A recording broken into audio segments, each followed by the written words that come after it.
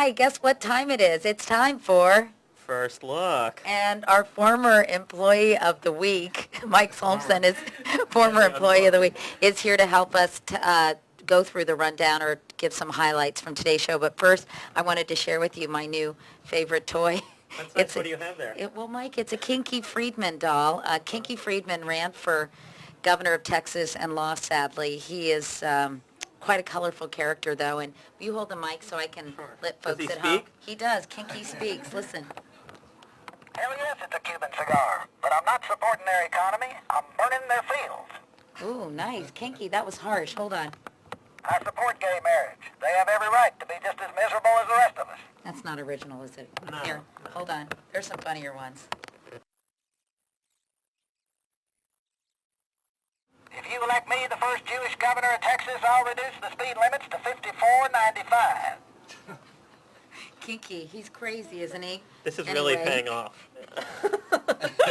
Well, really worth the wait.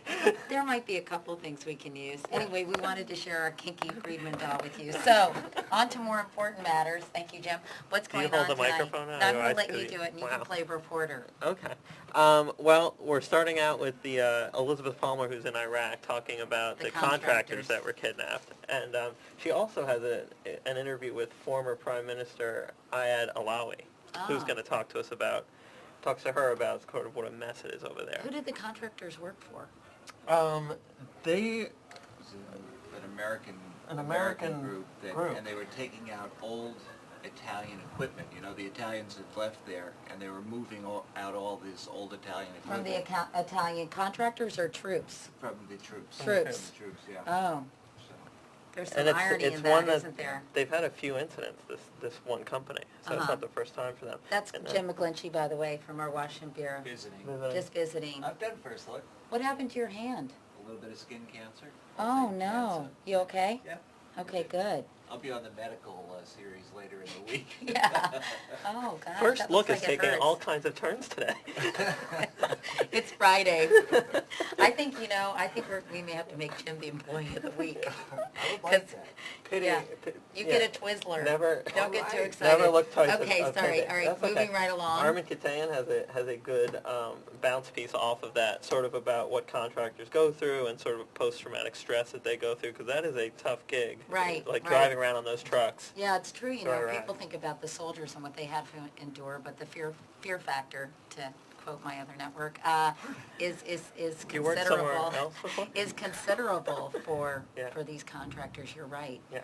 Then President Bush has taken a trip to Vietnam, which is, again, a little irony there. That seems to be the word of the day, because many people say that Iraq is President Bush's Vietnam, so there will be inevitable comparisons between that conflict and the one we are embroiled in now, right? And I know Jim Axelrod's actually focusing on that. Yeah, he is focusing on that. Yeah, he's taking a real hard look at that exact thing, which the White House isn't exactly happy about the comparison. But No. If you're going to go to Vietnam. And also, President Bush got a second thumping when the Republicans kind of handed him his head on a platter when it came to the trade agreement with Vietnam, which was kind of obnoxious, I thought, quite frankly, of the Republicans. Why would they...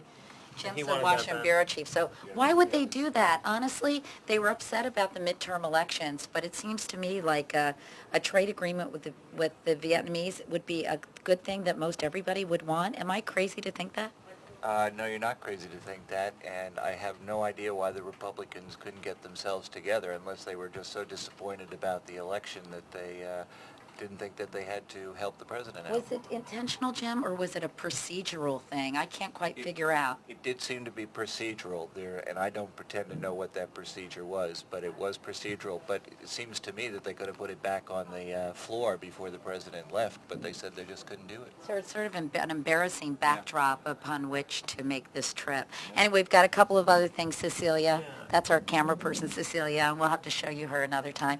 Wyatt Andrews is finishing off our series on sort of what matters most people in the new agenda that the Democrats are going to have to deal with, and that's today, drug prices. I really like being manhandled. No, get that thing going. Negotiating with pharmaceutical companies to lower prices for prescription drugs, which is something a lot of people care about and are interested in.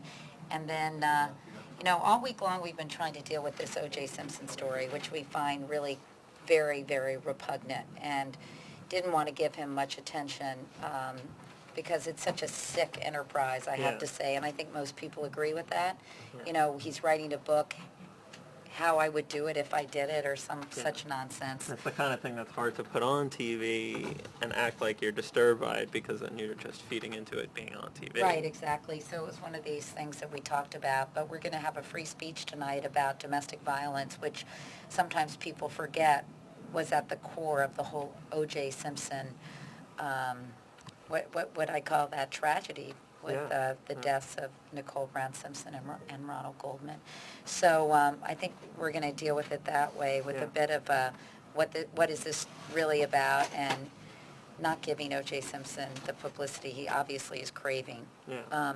Precisely. And then Steve Hartman's doing Assignment America. Which one won? It was It's the Wild Turkeys. The Wild Turkeys. Oh, cool. Freeing the turkeys, not so much. Free Bird, Sort of. right? Well, we'll say, yeah.